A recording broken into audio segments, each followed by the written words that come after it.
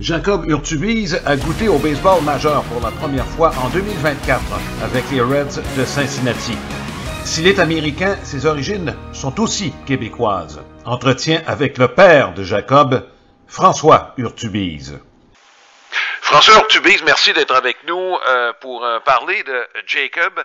Mais on va parler de vous d'abord, parce que vous avez grandi au Québec, vous êtes un Québécois d'origine, vous êtes allé à l'école ici, vous êtes, originaire de la Rive-Sud de Montréal, et vous allez me dire comment vous avez fait votre vie, comment vous êtes retrouvé aux États-Unis.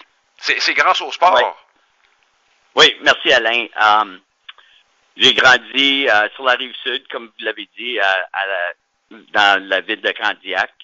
Et puis, je suis allé au secondaire à l'école à Montréal. J'ai fait tout mon secondaire, mon cégep. Et puis, après mon cégep, j'ai eu l'opportunité d'aller aux États-Unis pour jouer au golf. Je suis un golfeur. Et puis, j'ai grandi sur le circuit au Québec de golf. J'ai commencé vers 11 ans, je pense. Et puis jusqu'à j'ai joué le circuit amateur, le circuit junior jusqu'à 18 ans. Et puis ça m'a donné l'occasion de recevoir une bourse d'études, une bourse athlétique à l'université d'Indiana. Alors je suis allé étudier à Indiana University. Et puis j'ai fait mon cours universitaire aux États-Unis à Indiana. Oui, Indiana, c'est un programme de première division, ça, en golf. Oui. Alors, je me suis fait recruter par le coach dans le temps. Et puis, j'avais un ami, Rémi Bouchard, qui est allé étudier à l'Université d'Indiana une année avant moi. Alors, il m'a aidé à avoir une connaissance avec l'équipe de golf et puis le coach. Et puis, j'ai fait des visites et puis ils m'ont fait une affaire athlétique. Et puis, je suis allé étudier et puis jouer au golf sur le rang du Big Ten avec l'université. Bon, Rémi, effectivement, et le monde est petit, parce que j'ai eu l'occasion de travailler avec lui dans le cadre d'un tournoi de la PGA que RDS a présenté. Donc, vous êtes retrouvé là-bas et, bon, vous êtes demeuré là-bas, j'imagine, parce que, pour des raisons qui sont devenues familiales par la suite.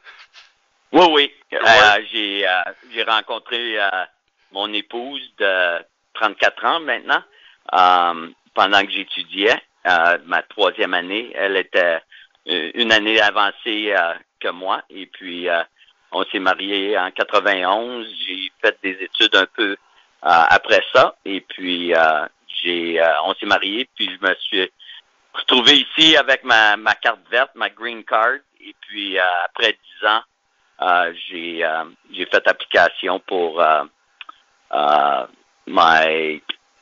on dit? La citoyenneté américaine. La citoyenneté, oui.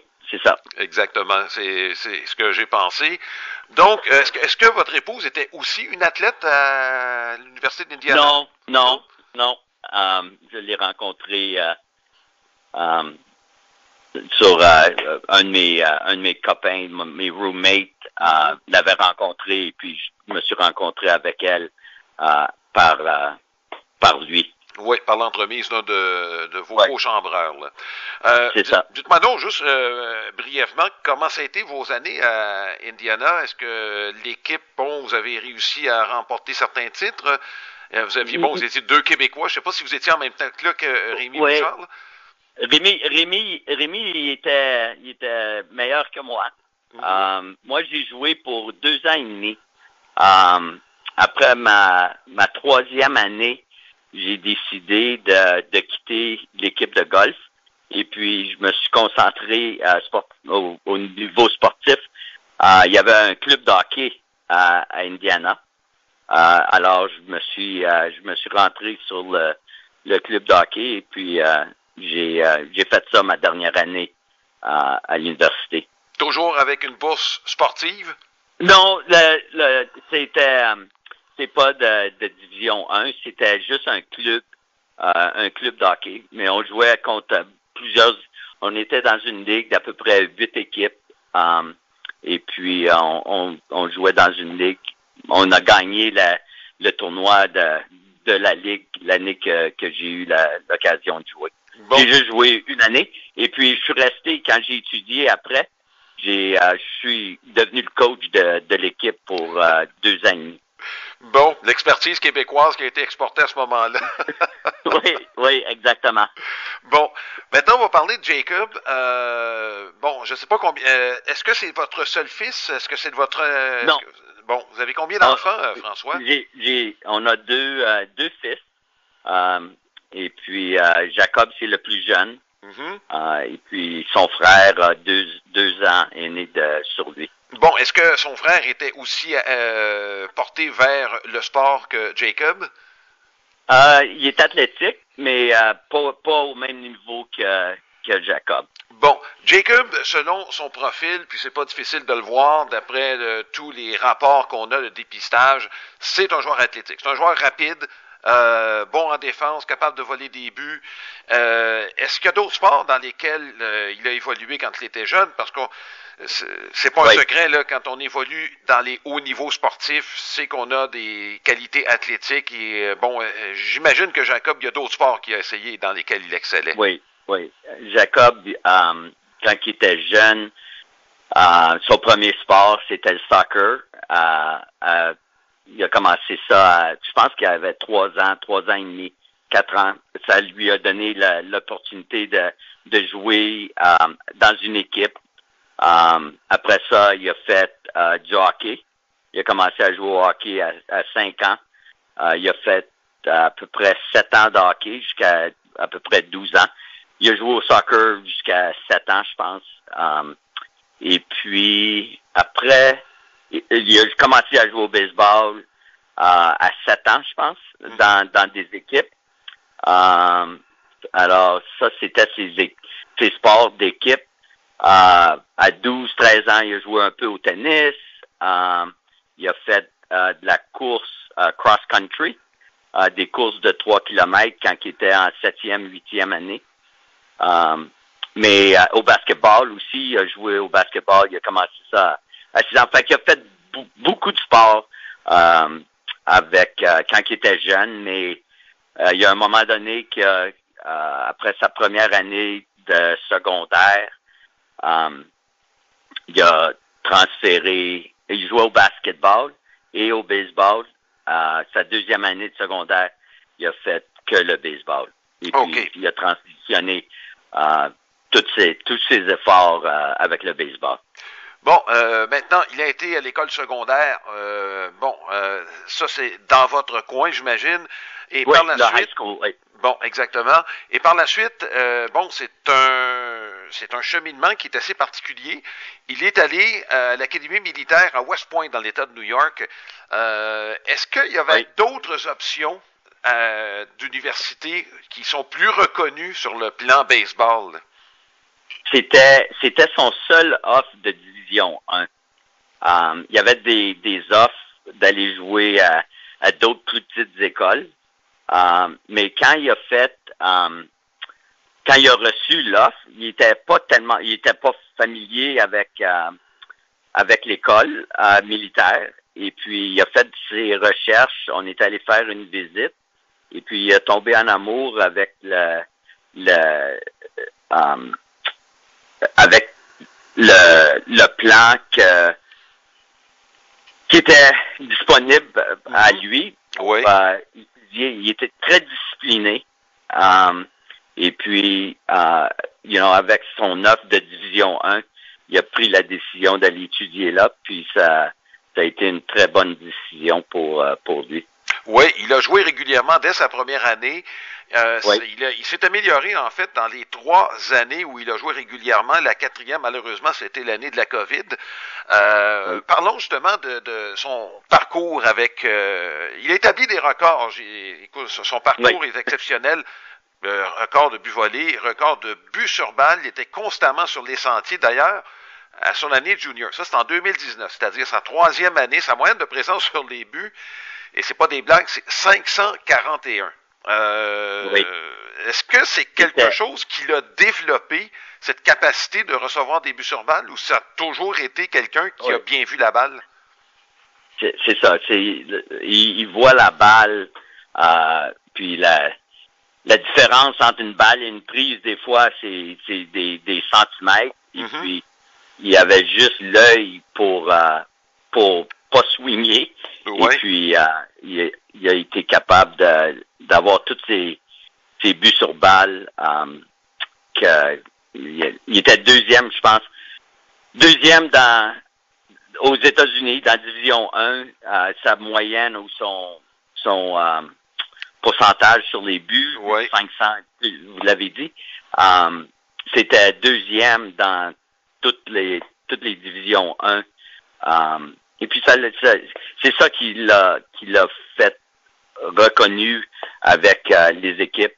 Il s'est fait repêcher par les Seattle Mariners. Oui. Après cette année-là. Oui. Oui. Est-ce qu'il y a eu une possibilité qu'il signe? Est-ce que il a envisagé la possibilité de signer un contrat après justement après avoir été repêché? Certainement. Après sa 2e année, il était deuxième, je pense, sur les buts volés dans toute la division 1. Et puis, ça l'a mis sur la map, là, avec les scouts des équipes de la MLB. Et puis, il a commencé à avoir des entrevues ou des connexions qu'il venait le voir. Et puis après sa 3e année, quand il y a eu, je sais pas, une moyenne de 375 sur les buts à 500 quelque chose, avec des buts volés,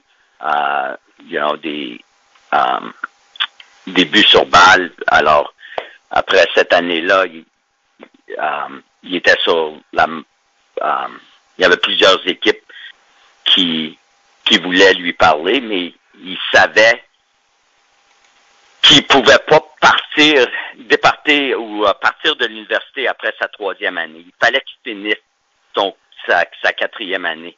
La demande de l'université, c'est que tu devais finir, si tu commences ta 3e année, il fallait que tu finisses. Sinon, tu avais une pénalité financière qui voulait pas. OK. Qui voulait pas justement payer là, si jamais il partait. C'est ça. Bon, par la suite, cet été-là, il a joué dans la Ligue Cape Cod. C'est une des meilleures ligues collégiales aux États-Unis, là, faut bien le dire, très prestigieuse. Jacobs a eu une très, très bonne saison là-bas. Après, une saison, il a été le meilleur frappeur en 2019 avec Army, repêché, s'en va à la Ligue Cape Cod. Ça va très, très bien avec l'équipe de Orleans. Là, la COVID arrive. Et il finit sa 4e année.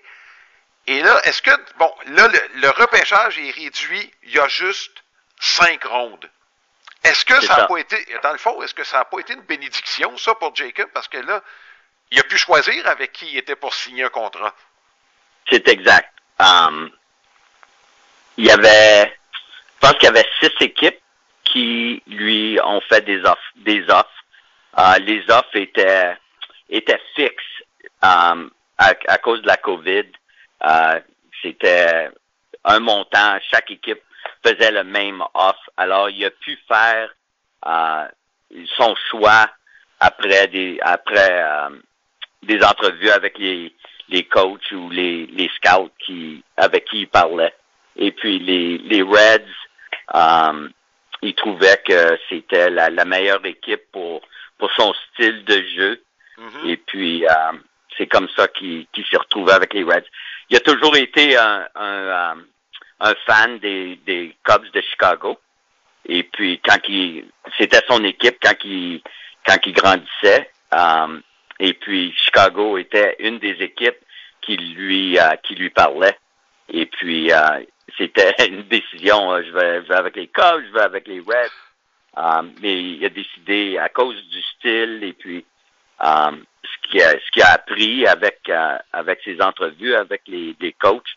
Il a décidé d'aller avec les Reds, même si son équipe, quand il grandissait, c'était les Cubs. J'ai une question, juste, vous êtes installé en Indiana, c'est juste au sud de l'Illinois, ça c'est l'État des Cubs. Est-ce que l'Indiana, c'est un État qui est composé de fans des Cubs de Chicago? Oui. C'est Chicago ou les Reds. Il y a plusieurs fans aussi de Saint-Louis.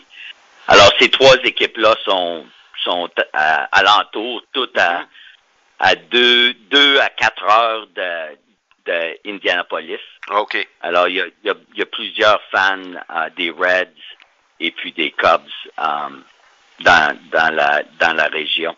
Bon. Maintenant, on se retrouve chez des professionnels en 2020. Pas question de jouer. 2021. Et là, sa progression a été très rapide. Il a connu une progression spectaculaire.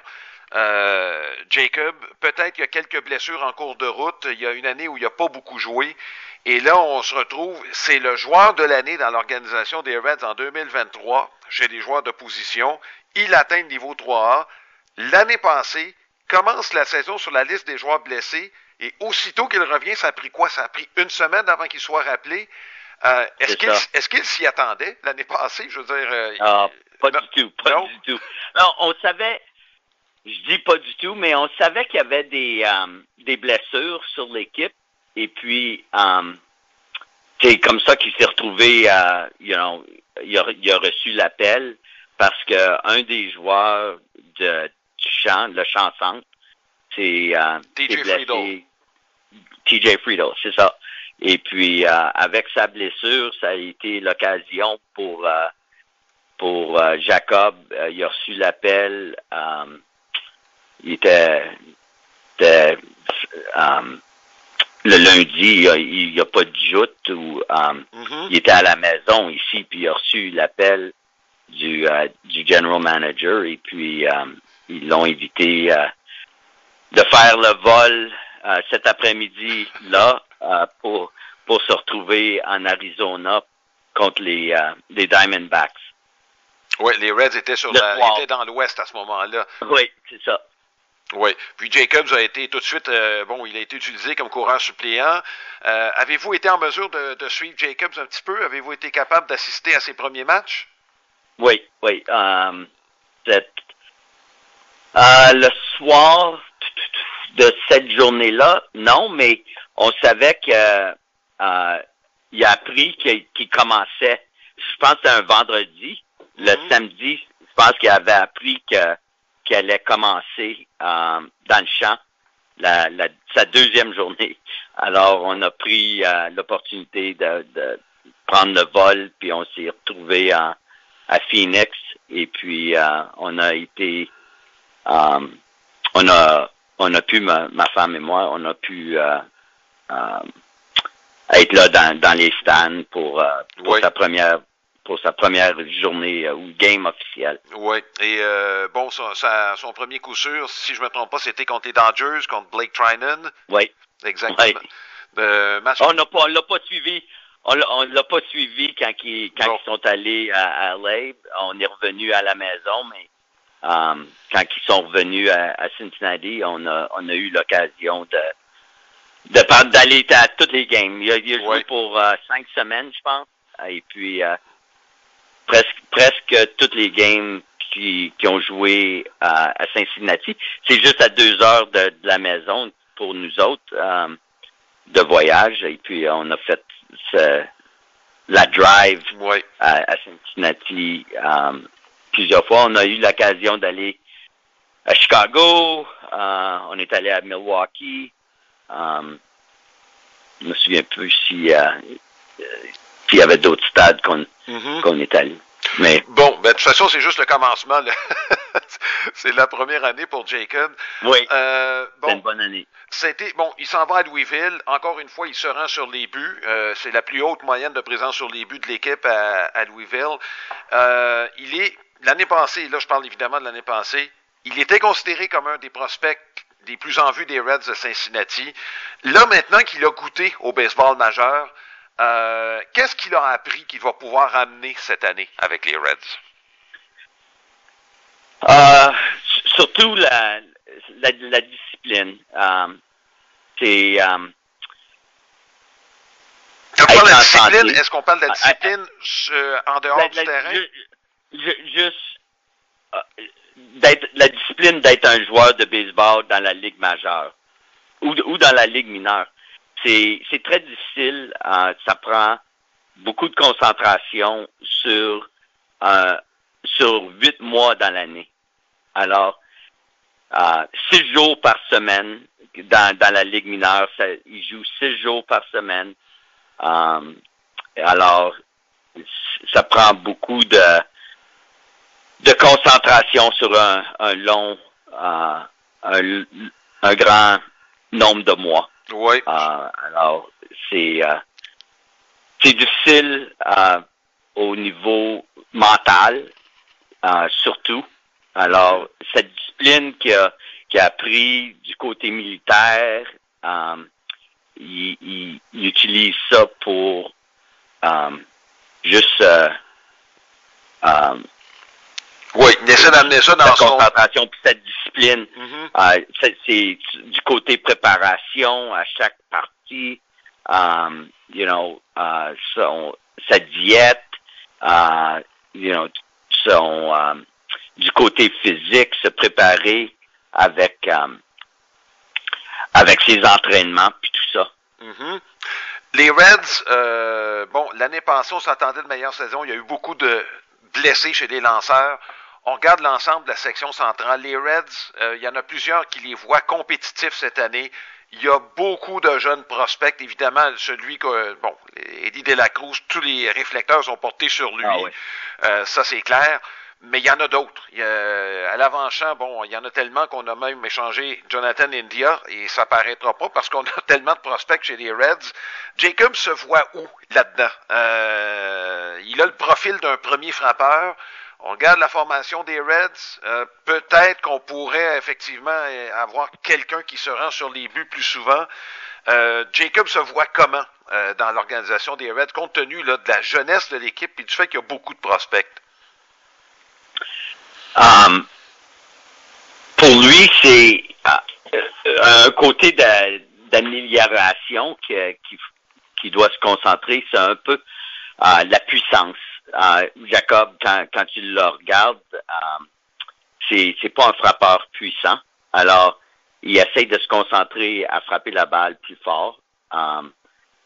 Certainement, ses coups sûrs, augmenter son nombre de doubles, de triples, c'est important. Et puis, ses buts volés. Oui. Dans le champ, ils ont 3 ou 4 sentiers qui vont revenir. Alors, pour lui, il faut qu'il y ait un bon spring training qui commence fort. Et puis, peut-être, les blessures, ils vont probablement venir et puis ça va être l'occasion ou l'opportunité pour lui pour remonter. Je crois pas qu'il va commencer directement avec les Reds. Il va probablement commencer à Louisville encore. Mais il faut qu'il soit discipliné puis qu'il produise au bâton. Oui, et il faut pas perdre de vue qui il est, le genre de joueur qu'il est, c'est-à-dire c'est un gars rapide qui se rend sur les buts.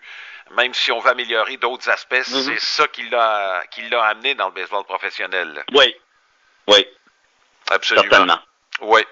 François Ortubise, on va suivre ce qui se passe. Il y a un petit peu de chez nous dans Jacob. Puis, écoutez, quand on a vu son nom la première fois, moi j'ai un ami qui habitait Candiac qui m'a dit « Alain, il y a un petit peu de nous autres là-dedans, Jacob. » Puis, on a continué de le suivre un peu. François, merci beaucoup. On comprend que vous habitez aux États-Unis, mais il n'y a aucun souci. Votre français est encore très bon. On apprécie beaucoup le temps que vous avez passé avec nous. Pas de problème. Merci, Alain.